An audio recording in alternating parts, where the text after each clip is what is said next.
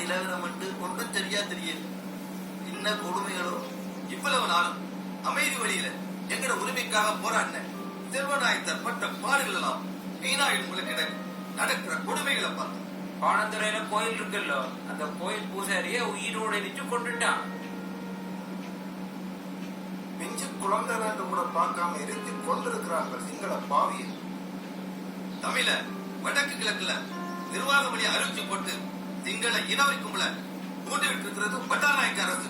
இப்ப இனி என்ன செய்ய போறோம்னு விளங்கல்ல. இதை கண்டிச்சு போராட்டங்களை முன்னெடுத்தவர் செல்வா தலைமையில நாங்கள் உறுதியான போராட்டங்களை இனி முன்னெடுக்க வேண்டும்.